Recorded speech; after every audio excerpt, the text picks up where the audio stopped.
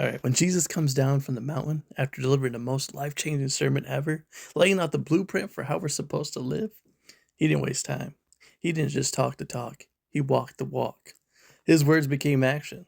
And let me take you there. Picture this: a man with leprosy approaches Jesus.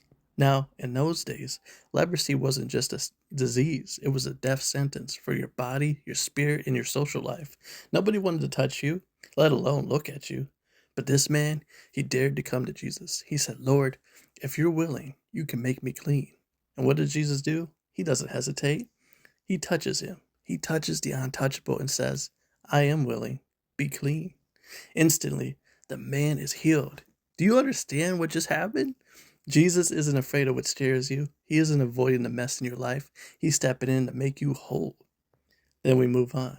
Here comes this Roman officer, an outsider, a man of authority. He says to Jesus, my servant is paralyzed and suffers terribly.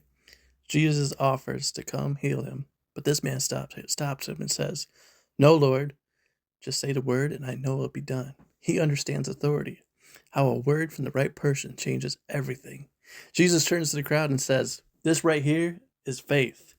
This is what I'm looking for. The servant is healed without Jesus even taking a step towards his house. And I got to ask you, do you believe his word alone is enough to change your situation? But it doesn't stop there. Jesus goes to Peter's house, and what does he find? Peter's mother-in-law is sick, laying in bed, and Peter, being Peter, doesn't want to bother Jesus. But here's the thing. Jesus already knows. He touches her hand, and the fever leaves. And here's the kicker. She gets out of bed and starts cooking. Imagine that. She goes from sick to let me whip up a meal for the Savior and everyone in this house in the blink of an eye. That's the kind of restoration Jesus brings. He doesn't just heal you. He sets you back on your feet ready to serve. Now, let's talk about the storm. Jesus and the disciples are on a boat. A massive storm hits. Waves are crashing. The wind is howling. And the boat is filling with water. The disciples, they're panicking. They're yelling, Jesus, wake up! We're going to die. And then Jesus, calm, cool, and collect. He stands up. He rebukes the wind and waves. And everything goes still. Then he looks at them and says, why are you afraid? Where's your faith? Let me tell you something. The storms of life are going to come. You're going to face fear, doubt, and uncertainty. But the question is, are you going to let Jesus take the wheel? Are you going to trust him to calm the echoes in your life?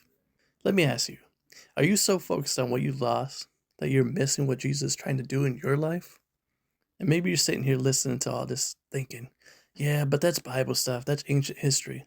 None of that's happening now. Let me tell you something. Jesus is the same yesterday, today, and forever. The same power that healed the leopard, calmed the storm, cast out demons is right here. He's speaking to you through this message. He's telling you, I see you. I know you. I'm ready to heal you, restore you, and set you free. So tonight, don't just sit there. Open your heart. Let him in, because Jesus is about to do something in your life that's going to leave you and everyone around you speechless.